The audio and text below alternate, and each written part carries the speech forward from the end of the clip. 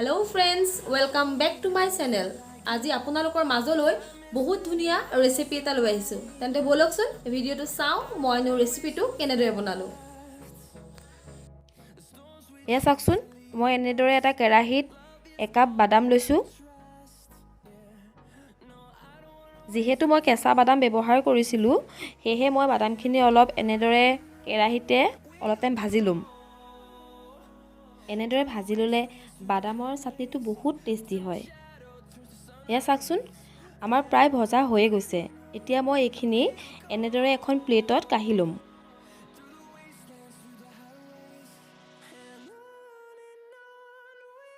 আৰু এতিয়া অকমান ঠাণ্ডা হোৱাৰ পিছত মই এইদৰে চাওকচোন আঙুলিৰ সহায়ত এনেকৈ চুই দিয়াৰ লগে লগে তাৰ বাকলিখিনি এৰাই গৈছে।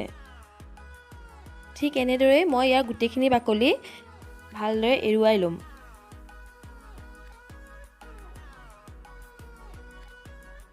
এয়া চাওকচোন মোৰ বাকলিখিনি সম্পূৰ্ণভাৱে এৰুৱা হৈ গ'ল। এতিয়া মই এনেকৈ এটা মিক্সিং জাৰ লৈছোঁ, তাতে এই বাদামখিনি দি ল'লোঁ।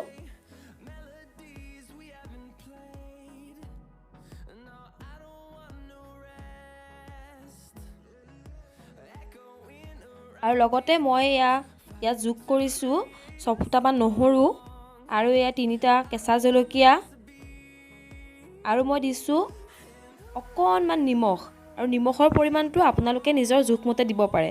এতিয়া মই এইখিনি অকণমান পানী দি পেলাই পিচি ল'ম।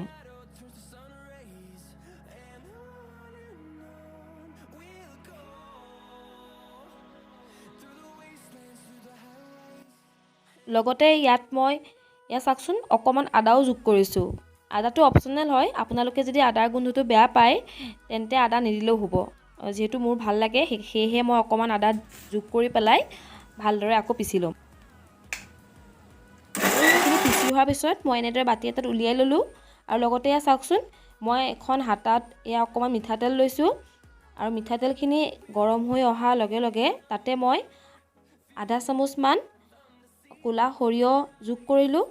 আৰু সৰিয়হখিনি ফুটি অহাৰ লগে লগে তাতে এটা মই শুকান জলকীয়া দিলোঁ।